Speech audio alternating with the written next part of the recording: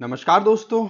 आज के editorial discussion में आपका बहुत बहुत स्वागत है। डेट आज की 15 अप्रैल 2025। देख लेते हैं आज के हमारे इंपॉर्टेंट आर्टिकल्स जो हम इस वीडियो में डिटेल में डिस्कस करेंगे। देखो, एक तो हम आरटीआई को लेकर के वीडियो डिस्कस करने वाले हैं और साथ ही साथ हम दो और एडिशनल आर्टिकल्स कवर करेंगे। एक तो इंडिया थाईलैंड रिलेशनशिप को लेकर के और एक आएगा डॉक्टर अंबेडकर को लेकर के। ठीक है, ये हमारे जो फेमिनिज्म वाला जो आर्टिकल है ये हम बाद में डिस्कस कर लेंगे। ठीक है, तो अभी फिलहाल आज के हमारे 3 आर्टिकल्स रहेंगे। पहला आर्टिकल देख लेते हैं। सबसे पहले बात हम करेंगे इंडिया थाईलैंड स्ट्रेटेजिक पार्टनरशिप। ये आपका जीएस पेपर 2 के साथ, इस पर्टिकुलर टॉपिक के साथ इसको कनेक्ट कर सकते हैं। आपको पता है प्राइम मिनिस्टर मोदी जी अभी थाईलैंड के विजिट पे थे, तो ये हमारे लिए बहुत ज्यादा इंपॉर्टेंट हो जाता है। थाईलैंड की लोकेशन आप देख सकते हैं, इधर म्यांमार आ गया, इधर लाओस आ गया, इधर कंबोडिया आ गया, इधर वियतनाम से अपनी बॉर्डर शेयर कर रहा है।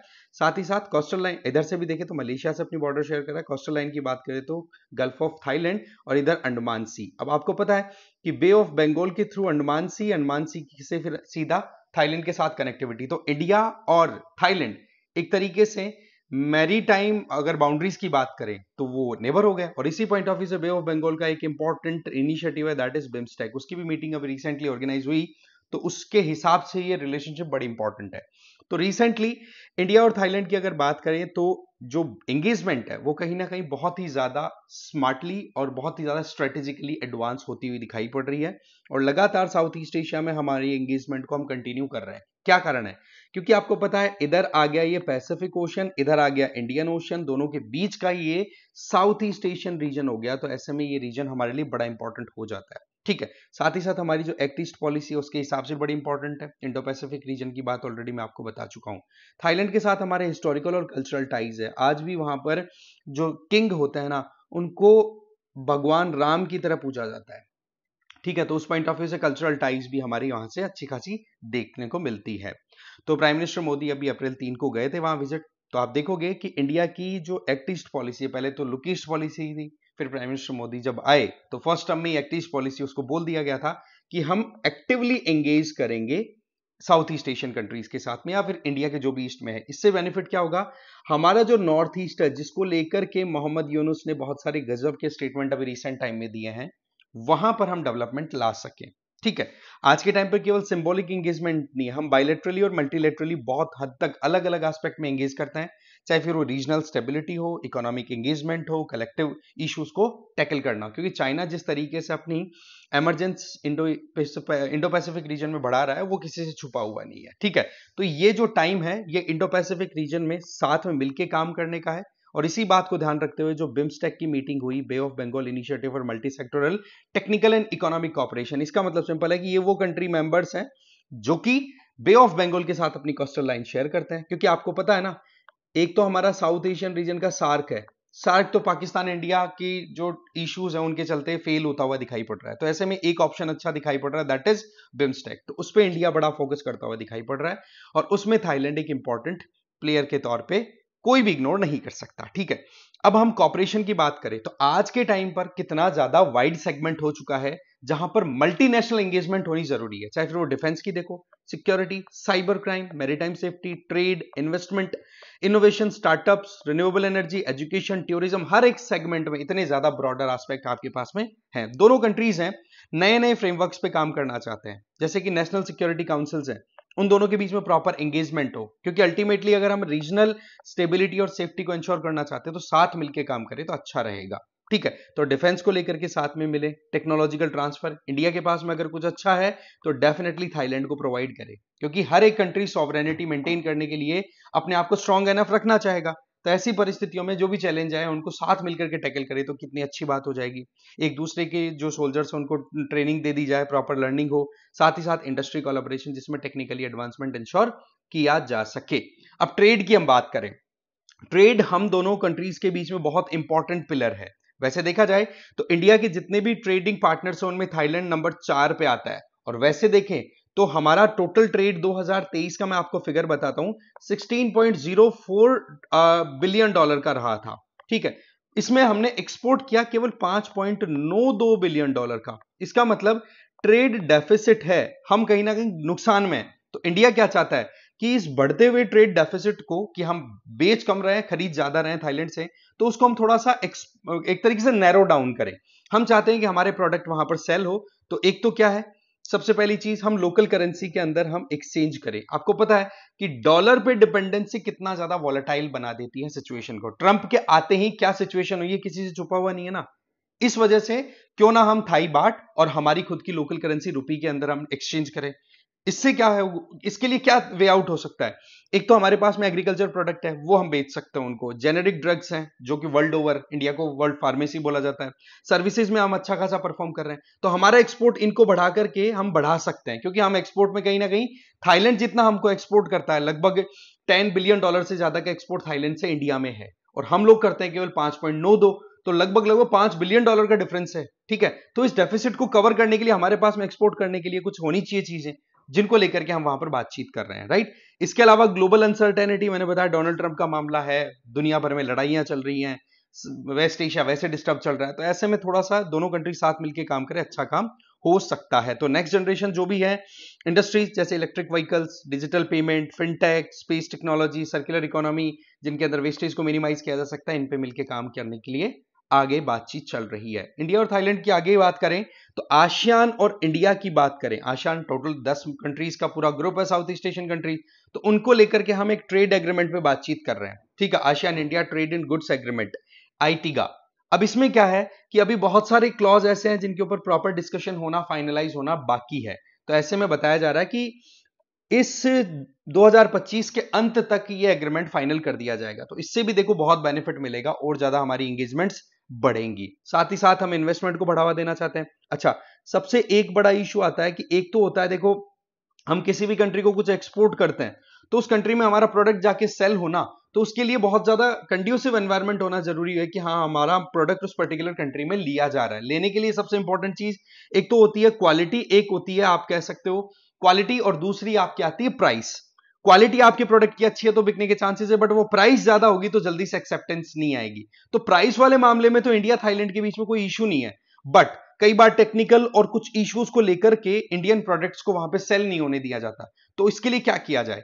इंडिया के जो रेगुलेटरी रिजीम्स हैं उनको थाईलैंड के रेगुलेटरी रिजीम्स के बीच में कॉन्फिडेंस बिल्डिंग कराई जाए। इससे क्या होगा, हमारे प्रोडक्ट की क्वालिटी और थाईलैंड की जो डिमांड है प्रोडक्ट्स की, उसके अकॉर्डिंग हम मैचअप करके हमारे प्रोडक्ट को वहां पे सेल कर सकते हैं। तो ये रेगुलेटरी स्टैंडर्ड्स को अलाइन करने का भी एक प्रॉपर बातचीत चल रहा है। इसके अलावा जियोपॉलिटिकली मैंने बताया कि जिस तरीके से साउथ ईस्ट एशियन कंट्रीज की लोकेशन आती है ना, ये आज के टाइम पर बहुत ज्यादा प्राइम है अपने आप में। ठीक है, आसियान अगर देखें तो ये आज मैरीटाइम स्पेस के लिए बिल्कुल हार्टलैंड पे आ गया। क्यों? इधर अंडमान सी, बे ऑफ बंगाल का एक्सटेंशन, राइट, इधर की तरफ गल्फ ऑफ थाईलैंड जो कि मोर और लेस साउथ चाइना सी का एक्सटेंशन है, जो कि पैसिफिक ओशन का एक्सटेंशन है, राइट। तो इस पॉइंट ऑफ व्यू से ये बड़ी इंपॉर्टेंट लोकेशन पे आ गया। तो ऐसे में हम यहां पर एक तो इंडिया, थाईलैंड, और उसके अलावा तीसरा कोई भी कंट्री जो कि बे ऑफ बंगाल या अंडमान सी के अपनी बॉर्डर शेयर कर, चाहे म्यांमार हो या फिर इंडोनेशिया, इनके साथ एंगेज करते हुए हमारे ट्राइलेटरल मैकेनिज्म को बढ़ा सकते हैं। मल्टीलेटरल में हम आसियान के साथ एंगेज कर रहे हैं। बिम्स्टेक हमारा इंपॉर्टेंट एक प्लेटफॉर्म है जिसमें रिसेंटली हम पार्टिसिपेट करके भी आए हैं। इसके अलावा थाईलैंड के साथ हम कहां एंगेज कर रहे हैं? आसियान के साथ डायलॉग होता है तो थाईलैंड है वहां पे। इसके अलावा बिम्स्टेक, मैकोंग गंगा कॉर्पोरेशन, इसके अंदर आते हैं आपके कंबोडिया, लाओस, म्यांमार, थाईलैंड और वियतनाम। साथ ही साथ IORA, Indian Ocean Rim Association, इसमें भी इंडिया बहुत हद तक आगे एंगेज कर रहा है। तो ऐसे में साउथ और साउथ ईस्ट एशिया के कंट्रीज के बीच में इंडिया और थाईलैंड एक अच्छी खासी कड़ी का काम कर सकते हैं अपने खुद के लेवल पर बायलैटरल रिलेशनशिप को इंप्रोवाइज करते हुए। इंडिया पैसिफिक रीजन की, इंडो पैसिफिक की बात करें, आज के टाइम पे बिल्कुल प्राइम है और आसियान बिल्कुल सेंट्रल लोकेशन पे आता है। तो ऐसी परिस्थितियों में जो ईस्ट एशिया समिट है, जिसमें आसियान के 10 कंट्रीज प्लस 8 और कंट्रीज जिसमें इंडिया, यूएस ये इंक्लूड हो जाते हैं। इसके अलावा इंडियन ओशन रिम एसोसिएशन और साथ ही साथ आयोवाडा छाओ प्राया मैकोंग इकोनॉमिक कॉर्पोरेशन स्ट्रेटेजी, इनमें दोनों कंट्रीज साथ मिलकर बहुत एक्टिवली काम कर सकते हैं और कर भी रहे हैं। बस वही चीज है कि जिन चीजों में हम गैप अभी एनकाउंटर कर रहे हैं उनको हम टैकल करते चले जाएं। जो भी ग्रुप्स के नेम यहां पर आ रहे हैं उनको थोड़ा सा आपको डिटेल में देखने की जरूरत है, प्रीलिम्स पॉइंट ऑफ व्यू से। समझ गए बात को? अब आप देखो अब कि हम सपोर्ट दे रहे हैं, हम चाहते हैं कि इंडो पैसिफिक रीजन में रूल बेस्ड मैकेनिज्म डेवलप हो। क्योंकि चाइना क्या कह रहा है कि साउथ चाइना सी है वो तो हमारा क्या कहते हैं, हमारी एंशिएंट लेक है, तो वहां पर वो अपनी दादागिरी लगाना चाहता है ना, तो उसको काउंटर करने के लिए हमें लाइक माइंडेड कंट्रीज के साथ एंगेज करना होगा। साथ ही साथ इंडो पैसिफिक रीजन में हम आसियान कंट्रीज के साथ मिलकर काम करें। ठीक है, आसियान का खुद का अपना आउटलुक है, दैट मीन्स आसियान कंट्रीज ने अपना खुद का एक प्रॉपर फ्रेमवर्क तैयार कर रखा है कि इंडो पैसिफिक रीजन में हम किस तरीके से काम करने वाले हैं। वहीं दूसरी तरफ इंडिया ने भी इंडो पैसिफिक रीजन में अपना खुद का इनिशिएटिव लॉन्च कर रखा है, ठीक है, IPOI, जिसके अंदर बहुत सारे कंट्रीज हैं कि कैसे भी करके इंडो पैसिफिक रीजन में मैरीटाइम रिलेटेड इश्यूज को कॉम्प्रिहेंसिवली और कलेक्टिवली टैकल किया जाए, जिसमें Australia, Japan, Singapore, Indonesia, France, UK और इंडिया। फ्रांस और यूके ये भी यहां पर आपको एक्टिवली एंगेज होते हुए दिखाई पड़ रहे हैं। इसमें ऑस्ट्रेलिया कहीं ना कहीं आपको ज्यादा काम करता हुआ दिखेगा IPOI की अगर हम बात करें, ठीक है। इसके अलावा देखा जाए तो आगे हम थाईलैंड और इंडिया के हिसाब से देखें तो एक्ट ईस्ट पॉलिसी के पॉइंट ऑफ मैंने बताया आपको कि हम साउथ ईस्ट एशियन कंट्रीज के साथ जितना एंगेज करेंगे उससे एक तो ये होगा कि चाइना जिस तरीके से अपनी असर्शन कर रहा है, लगातार अपनी पोजीशन को स्ट्रांग बनाया जा रहा है। आपको ध्यान होगा क्राइस्थुमस है ये, ठीक है, थाईलैंड का। इसके थ्रू चाइना यहां पर क्रा कैनाल बनाना चाहता है। वो बात अलग, अभी तक बन नहीं पाई पनामा कैनाल और उसके हिसाब से, क्योंकि यहाँ स्ट्रेट ऑफ मलक्का से होते हुए जाना चाइना के लिए बड़ा चैलेंजिंग हो रहा है और ये चौक पॉइंट भी है। इंडिया लाइक माइंडेड कंट्रीज के साथ मिलकर US, सिंगापुर, इंडोनेशिया, इनको लेकर के चाइना का पूरा ट्रेड रोक सकता है कि चाइना का बहुत बड़ा चंक जाता है इधर से, है ना, इस तरीके से। साथ ही साथ बे ऑफ बंगाल वाली जो एंगेजमेंट है उसमें ऑलरेडी हम अच्छे से एंगेज कर ही रहे हैं, उसको हम कंटिन्यू करते चले जाएं। बे ऑफ बंगाल रीजन की अगर हम बात करें तो आज के टाइम पर ये दोनों कंट्रीज स्ट्रेटेजिकली और इकोनॉमिकली एक दूसरे के साथ एंगेज करेंगे तो ही फायदा है, और अपॉर्चुनिटीज भी बहुत सारी है दोनों कंट्रीज के पास में। इंडिया और थाईलैंड ने दोनों ने मिलकर के ही बिम्स्टेक की जो शुरुआत की थी, उन जितने भी कंट्रीज उनमें से ये दोनों स्टार्टिंग से ही एक्टिव हैं।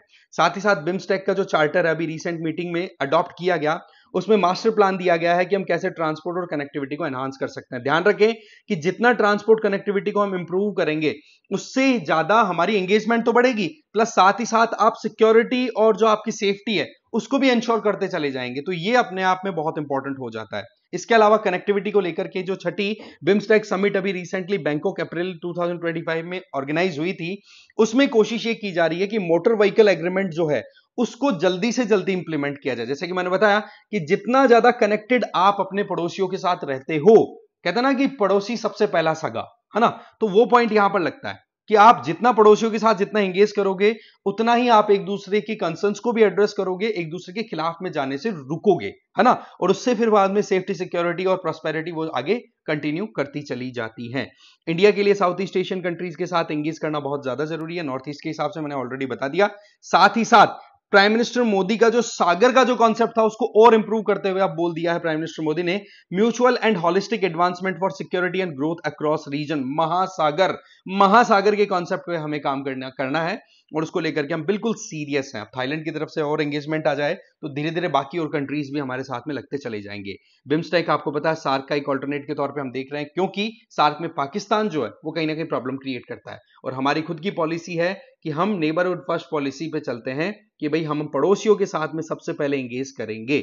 साथ ही साथ India, Myanmar, Thailand trilateral highway की बात हो रही है, तो उसको कनेक्टिविटी को जल्दी से जल्दी इंप्रूव करने की जरूरत है, इंप्लीमेंट करने की जरूरत है। साथ ही साथ चाइना का जो बेल्ट एंड रोड इनिशिएटिव है उसके तहत में एक तरफ इंडिया के वेस्ट में तो चाइना पाकिस्तान इकोनॉमिक कॉरिडोर और ईस्ट में चाइना म्यांमार इकोनॉमिक कॉरिडोर है, तो बोले इन दोनों को काउंटर करने का एक ही तरीका है कि हम भी कहीं ना कहीं इन पे डिपेंडेंसी को, बाकी कंट्रीज के डिपेंडेंसी को मिनिमाइज करें। तो इसमें थाईलैंड के साथ एंगेजमेंट और बाकी आसियान कंट्रीज के साथ एंगेजमेंट हम कंटिन्यू बढ़ा रहे हैं। इसके अलावा बिम्स्टेक थाईलैंड और इंडिया के लिए जॉइंटली काम करने का एक बढ़िया प्लेटफॉर्म है। इसमें आप देख सकते हो ह्यूमन ट्रैफिकिंग को लेकर के, cyber crime, terrorism, illicit trade, किसी भी तरीके की सिक्योरिटी आर्किटेक्चर को थ्रेट पहुंचाने वाले जो खतरे हैं, आई मीन जो भी सिस्टम है, उनको टैकल किया जा सकता है जब साथ में मिलकर काम करें। अब सवाल यह है कि क्या ये इतना आसान है? नहीं, बहुत सारी मुश्किलें, चैलेंजेस है। चैलेंज क्या है? नंबर 1, हमारे पास में एक तो मैंने बताया ट्रेड डेफिसिट, हम कहीं ना कहीं 5 बिलियन का ट्रेड डेफिसिट लेकर के चल रहे थाईलैंड से। तो हमें चाहिए कि दोनों कंट्रीज एक दूसरे के साथ में प्रॉपर एंगेज करें और मार्केट एक्सेस दें, जिससे कि हम एक दूसरे के प्रोडक्ट एक दूसरे कंट्रीज में सेल कर सकें। यहां पर ध्यान देने वाली बात यह है कि चाइना का प्रोडक्ट है ना वो थाईलैंड से होते हुए फिर इंडिया में आता है, तो थोड़ा उसको भी ध्यान रखने की जरूरत है। नंबर 2, जहां पर भी इंफ्रास्ट्रक्चर या ब्यूरोक्रेटिक डिलेज आ रहे हैं वो क्या होते हैं? रेगुलेटरी मैकेनिज्म है। मैंने आपको ऑलरेडी बताया कि इंडिया में कोई प्रोडक्ट जिस क्वालिटी का तैयार हो रहा है, अगर उस प्रोडक्ट में थोड़ा सा चेंज ला दिया जाए तो प्रॉब्लम नहीं होगी, ठीक है, तो वो थोड़ा सा किया जा सकता है एंगेजमेंट ला करके। इसके अलावा कनेक्टिविटी इंश्योर की जा सके। अभी सबसे बड़ी प्रॉब्लम क्या है? इंडिया, म्यांमार और थाईलैंड जो ट्राइलेटरल कनेक्टिविटी आ सकती है उसमें म्यांमार में बड़ी प्रॉब्लम चल रही है, जो किसी से छुपा हुआ नहीं है। अब अर्थक्वेक ने आके और ज्यादा बर्बादी कर दी, बाकी पॉलिटिकली म्यांमार बहुत ज्यादा डिवाइडेड ऑलरेडी हो चुका है। इसके अलावा रेगुलेटरी मिसअलाइनमेंट मैंने बताया आपको, जो भी डिफरेंसेज है उनको हम करेक्ट आउट करते चले जाएं। साथ ही साथ चाइना को काउंटर करना एक बहुत ज्यादा प्रायोरिटी पे रखने वाली बात है, ठीक है। बे ऑफ बंगाल के थ्रू हम इंडिया थाईलैंड दोनों मिलकर के साथ में काम करेंगे, तो खुद के कॉमन इंटरेस्ट है कि हम सॉवरेनिटी को मेंटेन करना चाहते हैं, एक दूसरे के साथ में इंडिपेंडेंट रिलेशनशिप को मेंटेन करके चलना चाहते हैं। तो उस केस में थाईलैंड को यहां पर इंडिया के साथ एंगेज करना और इंडिया को थाईलैंड के साथ में कंधे से कंधा मिलाकर के चलने की जरूरत है। तो ये चीज हमारे लिए बड़ी इंपॉर्टेंट हो जाती है। फिर आ जाओ आगे, दोनों कंट्रीज मिलकर के ज्वाइंट प्लान ऑफ एक्शन, जिससे एक तो जो भी मैन्युफैक्चरिंग है उसको बढ़ावा दिया जा सकता है, टेक्नोलॉजी ट्रांसफर, जिसके पास में बेस्ट टेक्नोलॉजी है वो दूसरे के साथ एक्सचेंज करे, और नॉन टैरिफ बैरियर, मैंने बताया ट्रेड रोकने के दो तरीके होते हैं। एक तो आप टैरिफ बढ़ा दो कि हमारे देश में कोई प्रोडक्ट बेचोगे तो हम इतना महंगा लेंगे या फिर इतना टैक्स तुम्हारे ऊपर लगाएंगे, तो ऐसे प्रोडक्ट में आपका बिक नहीं पाएगा वहां पे, राइट। वहीं पर दूसरा होता है कि भाई हमारे यहाँ पर क्वालिटी वाइज आपके प्रोडक्ट बहुत पुअर हैं तो हम नहीं ले सकते, तो वो जो नॉन टैरिफ वाले हैं ना उन पे काम किया जाए। साथ ही साथ बहुत सारे फ्यूचर जनरेशन या फिर करंट जनरेशन की जो टेक्नोलॉजीज है, एआई हो गया, रिन्यूएबल एनर्जी, फिनटेक, स्पेस, इनमें साथ में काम किया जा सके। साथ ही साथ सरकारों के अलावा प्राइवेट सेक्टर, एकेडमी और यूथ का भी प्रॉपर एंगेजमेंट इंश्योर होना जरूरी हो जाता है। तो बे ऑफ बंगाल है ना, आज के टाइम पर इंडो पैसिफिक रीजन का एक बहुत इंपॉर्टेंट नोड के तौर पे दिखाई पड़ रहा है, क्योंकि बिल्कुल सेंटर में आ गया भाई, देखा जाए तो, राइट। इसमें बायलैटरल एस्पिरेशन इंडिया और थाईलैंड की है, वो साथ मिलकर के हम फुलफिल कर सकते हैं। तो वहीं पर एशियन रीजनलिज्म का भी एक बहुत बढ़िया टाइम आ चुका है, क्योंकि आजकल आपने देखा होगा कि डी ग्लोबलाइजेशन की बात हो रही है, हर कोई अपने अपने देश की, अपने अपने रीजन के प्रमोशन की बात कर रहा है। तो क्यों ना हम एशिया के अंदर लाइक माइंडेड कंट्रीज के साथ प्रॉपरली एंगेज करें, इसका बेनिफिट बहुत अच्छे से मिलेगा फिर पूरी रीजन को, ठीक है जी। नेक्स्ट आर्टिकल पे आ जाते हैं। अगला आर्टिकल है अंबेडकर जी से रिलेटेड, अंबेडकर एक्स्ट्राऑर्डिनरी लेगेसी। ये आपका GS paper 2 modern Indian history, और जीएस पेपर 1 में भी आप पर्सनैलिटी से इनसे हिस्ट्री या फिर आप कह सकते हो वुमेन एम्पावरमेंट, ठीक है, उससे आप इनको इस पर्टिकुलर आर्टिकल को कनेक्ट कर सकते हैं।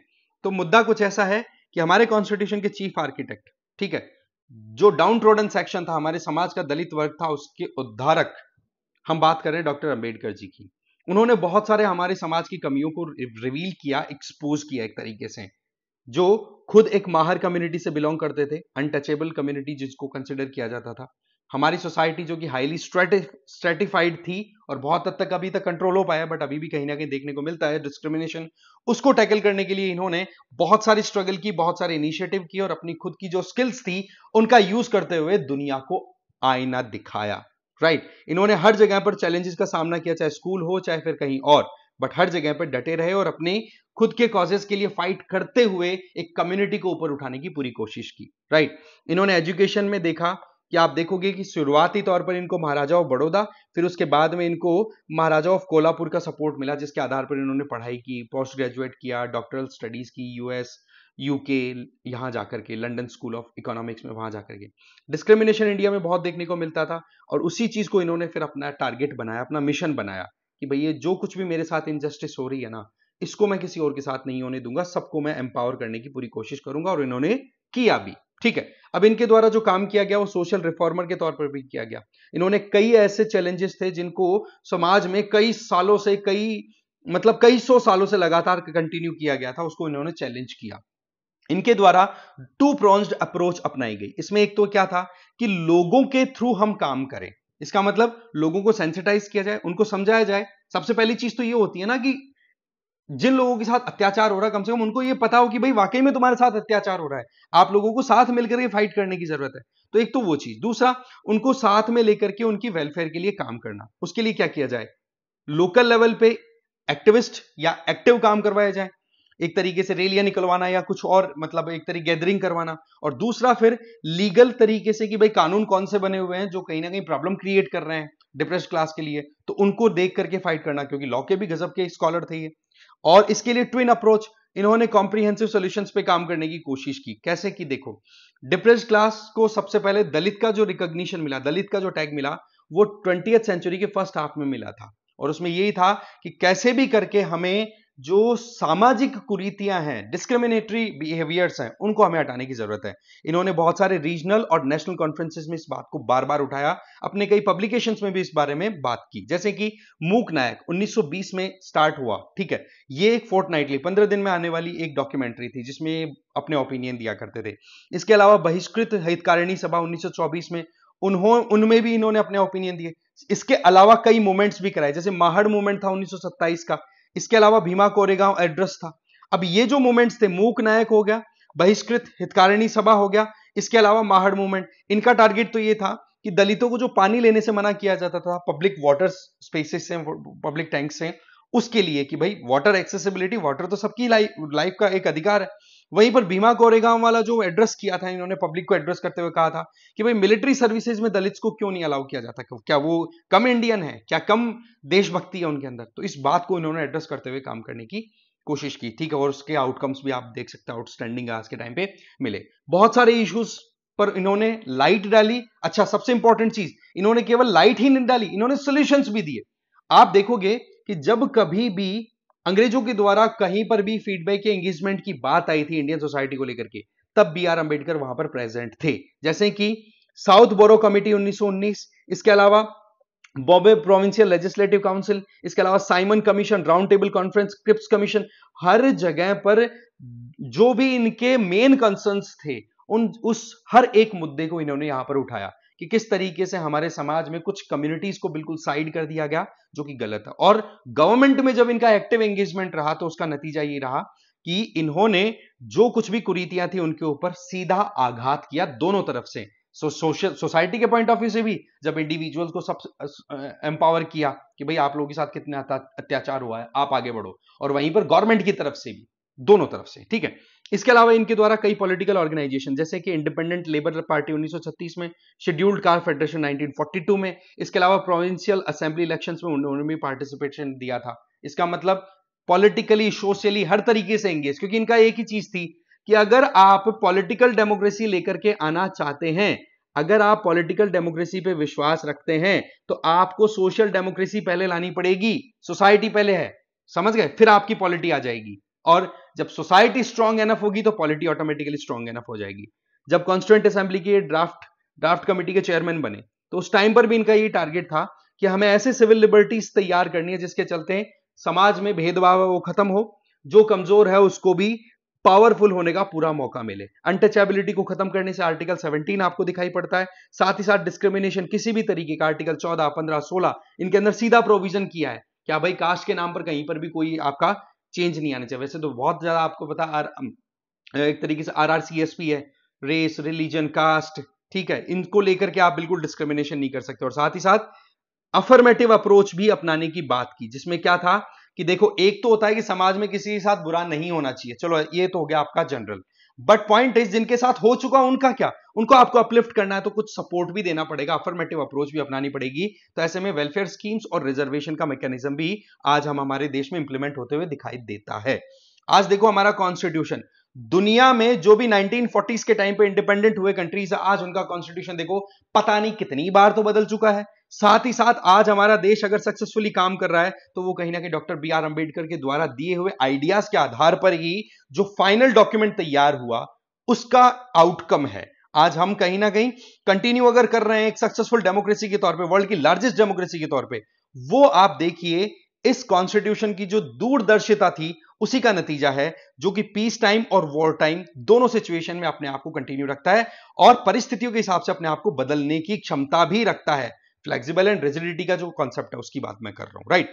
इसके अलावा बी आर अंबेडकर जो थे वो इकोनॉमिक्स के स्टूडेंट थे, तो इन्होंने एंशिएंट इंडियन कॉमर्स के ऊपर भी कमेंट किए हैं। तो इंडिया में जिस तरीके का एक डिविडेंड देखने को मिलता है कि हाँ भाई एक्चुअल में इंडिया का कितना हक और कितना अंग्रेज लूट के जा रहे हैं, इन्होंने बिल्कुल क्लियर कॉन्सेप्ट दिया, रुपी पर भी अपना ओपिनियन दिया था। ब्रिटिश गवर्नमेंट को फिस्कल पॉलिसी को लेकर के इतना ज्यादा आड़े हाथ लिया जिसका हद नहीं है 1925 में। और साथ ही साथ रॉयल कमीशन भी सेटअप जब हुआ था तो इनको खुद को बुलाया गया कि भाई आप आओ अपना ओपिनियन दो कि हाँ भाई हम क्या करें, किस तरीके से फिस्कल पॉलिसीज को और ज्यादा हम इंप्रूव कर सकते हैं। साथ ही साथ इनके द्वारा जब कभी भी कोई नया कानून लाया जाता, जैसे लेबर्स को लेकर के लाया गया, वर्कर्स को लेकर के, तो इन्होंने इंडस्ट्रियल डिस्प्यूट भी लाया था 1937, उसमें अपोज किया उसको। इसके अलावा जिसमें मेन टारगेट ये था कि वर्कर्स के अधिकार को प्रोटेक्शन मिलनी चाहिए, आप केवल मशीन की तरह वर्कर्स को यूज नहीं कर सकते। क्योंकि इंडस्ट्रियल रेवोल्यूशन में क्या हो गया था आपको पता है ना, कि इंसान को इंसान समझा नहीं गया, मशीन बस आओ लगो काम करो, 8-8, 12-12, 14-14 घंटे मशीनों की तरह।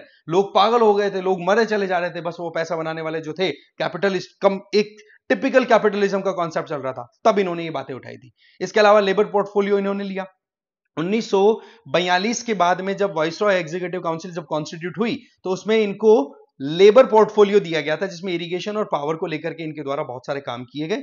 लेबर फ्रेंडली प्रोविजन, हमेशा से मासेस के प्रोटेक्शन के लिए उन्होंने काम किया। जैसे कि फैक्ट्रीज एक्ट 1946 आया था, तो उसमें इनकी कोशिश ये थी कि लेबर फ्रेंडली काम किए जाएं, क्योंकि लोग जब खुश रहेंगे तभी कंपनी प्रोग्रेस करेगी, तभी देश प्रोग्रेस कर पाएगा। साथ ही साथ इन्होंने लेबर मैनेजमेंट कमेटी के लिए जॉइंट एस्पेक्ट की बात की। इसका मतलब कि लेबर को मैनेज करने से संबंधित जो कमिटीज आप बना रहे हैं, तो आपको ये जरूरत है, आपको मतलब ब्रिटिश गवर्नमेंट या जो भी इंस्टीट्यूशन है वो, कि भाई आप हायर मैनेजमेंट के लोगों के साथ में लेबर का भी पार्टिसिपेशन रखो, तब जाकर के आप प्रॉपर्ली कंसर्न्स को एड्रेस करते हुए काम कर पाएंगे।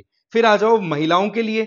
इन्होंने 3000 से ज्यादा दलित महिलाओं को 1927 में इकट्ठा किया और कहा कि आप जो जिस तरीके की जिंदगी जी रहे हो उसमें कहीं ना कहीं कास्ट सिस्टम का एक बहुत बड़ा रोल है, आपको खुद से खुद की हेल्प करनी होगी। जो सेल्फ हेल्प का जो कॉन्सेप्ट है वो इन्होंने यहां पर अप्लाई किया, सेल्फ हेल्प और gain self respect. All India depressed class women conference की 1942 में, उसमें इन्होंने कहा कि बच्चों की एजुकेशन दो। आप देखो कितना बैलेंस्ड अप्रोच, इंडियन सोसाइटी को भी चैलेंज नहीं किया और एक जो अपलिफ्टमेंट होना चाहिए वुमेन का वो भी किया। कैसे? बच्चों को पढ़ाओ, दूसरा फाइनेंशियली स्टेबल हो, तीसरा पति के साथ में दोस्त और बराबरी की जिम्मेदारियां लो, बराबरी के साथ काम करो। तो फैमिली इंस्टीट्यूशन को भी चैलेंज नहीं किया। तो ये चीजें जो थी ना, वो स्किल और एक अंडरस्टैंडिंग का एक गजब का बैलेंस आपको शो होता है। साथ ही साथ इनके द्वारा बर्थ कंट्रोल को भी काम करने के लिए कहा कि भाई सीधी बात है, बच्चे ज्यादा पैदा करोगे तो फाइनेंशियली अपने आप को कभी इंडिपेंडेंट नहीं कर पाओगे, और वो कहीं ना कहीं महिलाओं के लिए बड़ा घातक साबित होता है। ये फैक्ट है, इसमें कोई डाउट नहीं है। अंबेडकर जी जो थे बैरिस्टर थे बॉम्बे में 1920 के टाइम पे। इनको फिर जो गवर्नमेंट लॉ कॉलेज थी उसके प्रिंसिपल भी बनाए गए। ये फर्स्ट लॉ मिनिस्टर भी थे इंडिपेंडेंट इंडिया में, जिनके द्वारा ही हिंदू कोड बिल 1948 लाया गया था। बट उसी को लेकर के फिर बाद में नेहरू जी और अंबेडकर जी के बीच में डिस्प्यूट्स भी हुए थे।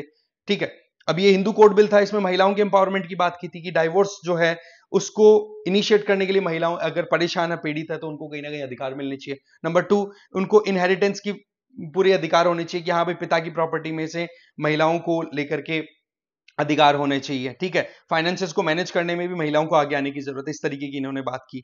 साथ ही साथ इनके द्वारा एजुकेशन के लिए एक बात कही थी। ये तो आपने कई बार सुना होगा कि एजुकेशन जो है वो शेरनी का दूध है, जो पिएगा वो धाड़ेगा। वो अंबेडकर जी का जो एक डायलॉग है, हर एक रास्ता खुल जाता है एजुकेशन से।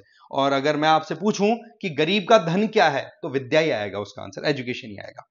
साथ ही साथ इनके द्वारा बहुत से इंस्टीट्यूशन स्टैब्लिश किए, जैसे Siddharth college of arts Bombay में, मिलिंद कॉलेज औरंगाबाद में, और इसके अलावा पीपल्स एजुकेशन सोसाइटी 1946 में इनके द्वारा स्टार्ट की गई थी। उसी के तहत ये इंस्टीट्यूशन स्थापित किए गए थे। टारगेट क्या था? एजुकेशन को प्रमोट करना। साथ ही साथ इनके द्वारा ये कहा था कि एजुकेशन जो है वो केवल और केवल आपको केवल मटीरियलिज्म इनके बारे में नहीं, नो, आपको इंटेलेक्चुअल कॉन्सेप्ट है उसको बढ़ाना है, लोगों की जो सोचने की समझने की क्षमता उसको बढ़ाना है।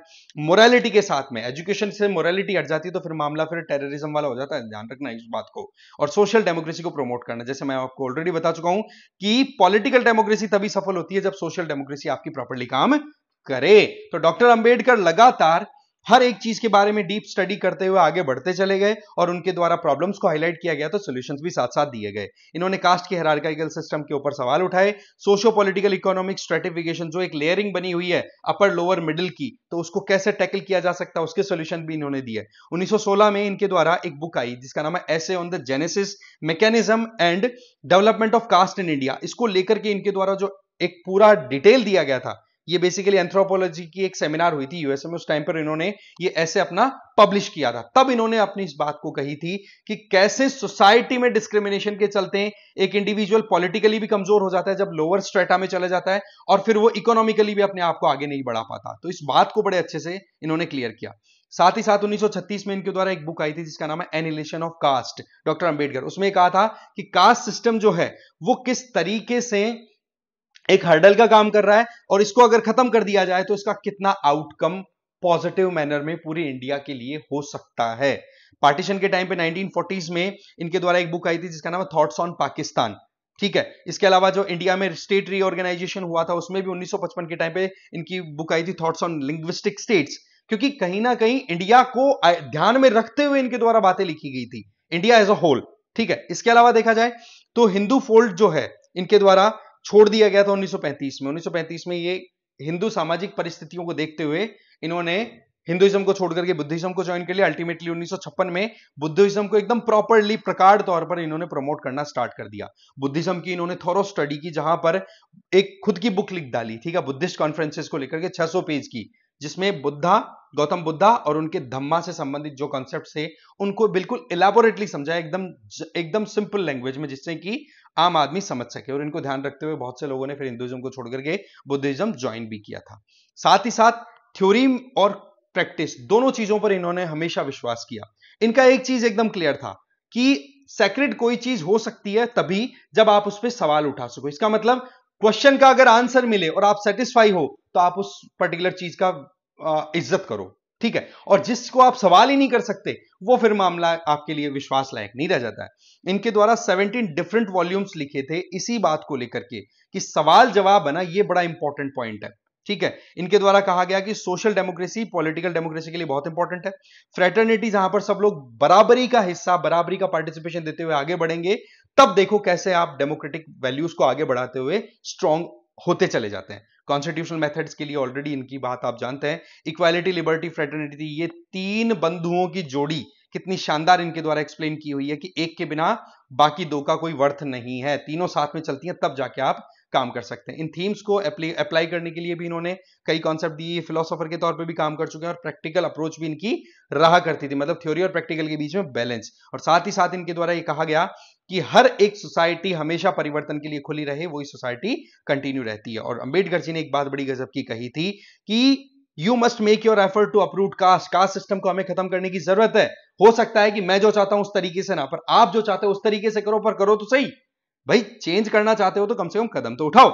साथ ही साथ यूनाइटेड नेशन के अंडर में जो मिलेनियम डिक्लेरेशन या फिर सस्टेनेबल डेवलपमेंट गोल्स की हम बात करते हैं, क्या कहते हैं कि अनइक्वल सिस्टम को हम खत्म करना चाहते हैं, इनइक्वालिटीज को खत्म करना चाहते हैं। तो इनइक्वालिटी समाज में अलग अलग तरीके से हो सकती है, राइट। कहीं पर आप देख सकते हो मैन वुमेन के तौर पे, या फिर हम देख सकते हैं कि सेक्स के तौर पे, कहीं पर हम कास्ट के तौर पे, कहीं रिलीजन के तौर पे, कहीं पर हम इकोनॉमिकल। तो उस पॉइंट ऑफ व्यू से आज के टाइम पर डिजिटल एस्पेक्ट में डिवाइड, कहीं पे डिजिटल एक्सेस है, कहीं पे नहीं है। एनवायरमेंटल हैजार्ड्स को देखो, नुकसान ज्यादा गरीब को है अमीर, जबकि ज्यादा नुकसान करने वाले क्लाइमेट चेंज को प्रमोट कर रहा है।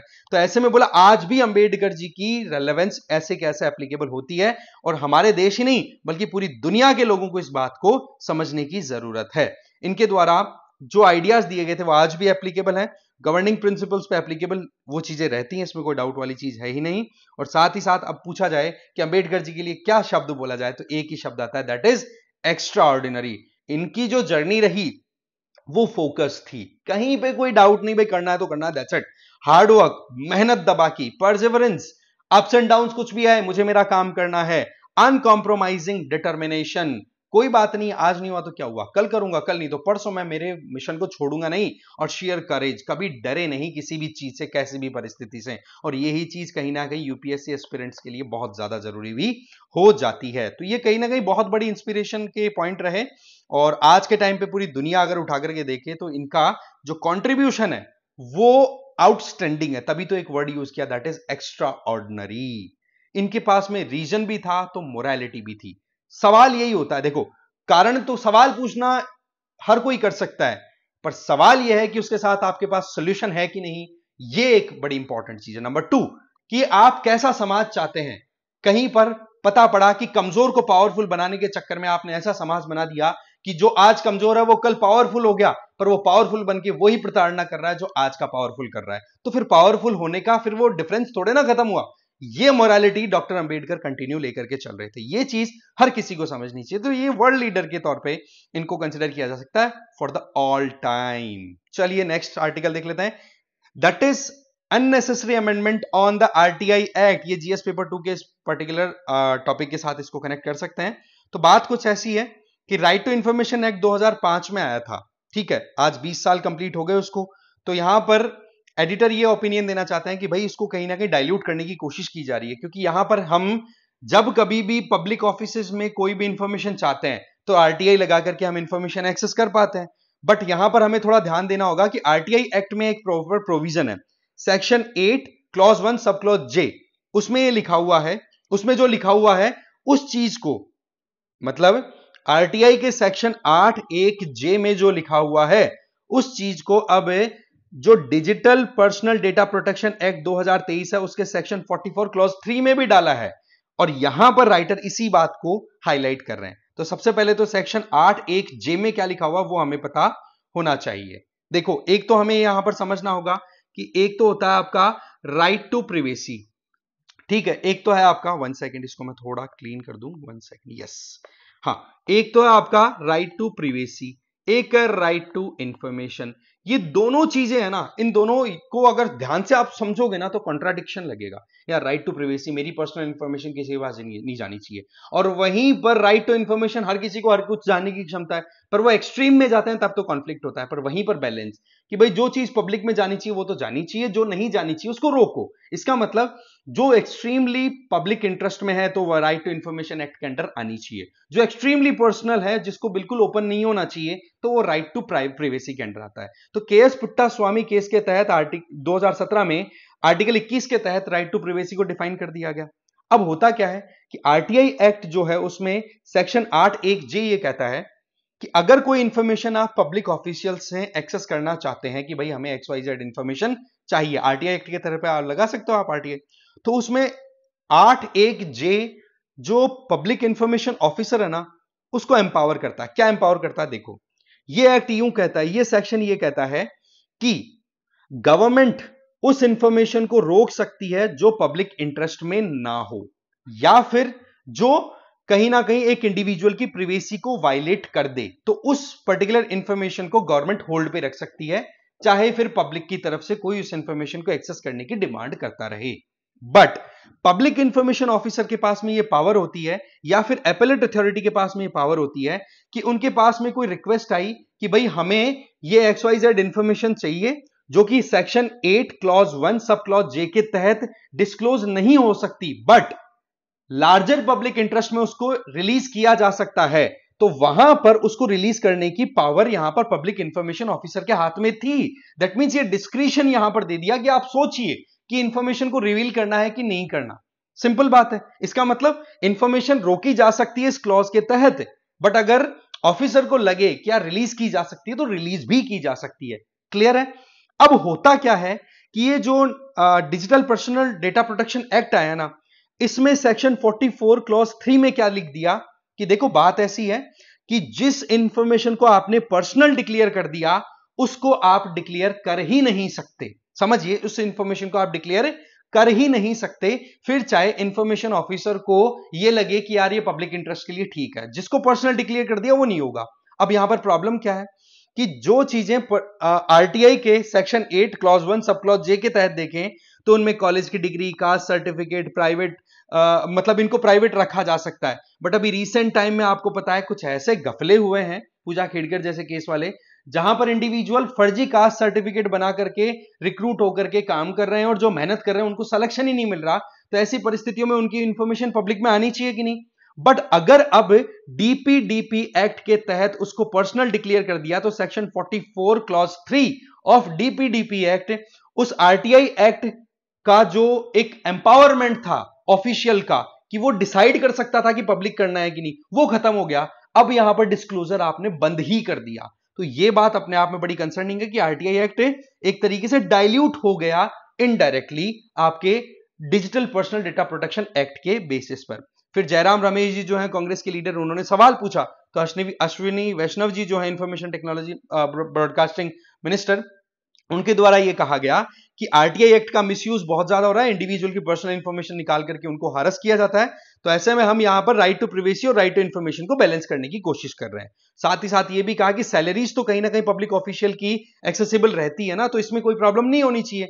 बट द पॉइंट इज कि कहीं ना कहीं यहां पर केएस पुट्टास्वामी केस के आधार पर ही तो आपने डीपीडीपी एक्ट लेकर के आए हो, तो वहां पर हमें ये भी देखने की जरूरत है कि राइट टू इंफॉर्मेशन जो है वो भी एक फंडामेंटल राइट के तौर पे आर्टिकल 19 के बेसिस पे देखा जाता है, राइट? तो ऐसे में ये एक मेन कंसर्न आ रहा है कि पब्लिक इंफॉर्मेशन ऑफिसर्स हैं वो अपनी डिस्क्रिशन को, अपनी समझ को समझते हुए फिर बाद में कुछ डेटा रिवील कर सकते थे पब्लिक इंटरेस्ट में, अब वो नहीं हो पाएगा। तो ये चीजें बड़ी इंपॉर्टेंट हो जाती है, इसको एड्रेस किया जाए। बड़े ये अपने आप में अननेसेसरी और अनवारंटेड चेंज इंट्रोड्यूस किया गया है। ये कहीं ना कहीं सिविल सोसाइटी को काम करने से रोकेगा, ट्रांसपेरेंसी एक्टिविस्ट को, जो अपनी मतलब एक तरीके से बहुत सारा एक्टिवली काम करना चाह रहे हैं, जहां पर भी सिस्टम में प्रॉब्लम उनको करेक्ट करने के लिए, तो उनके लिए कहीं ना कहीं हर्डल का काम कर सकता है। तो ये था आरटीआई एक्ट में अमेंडमेंट से रिलेटेड। ठीक है, तो इस पर्टिकुलर वीडियो में तो इतना ही था। Thank you very much.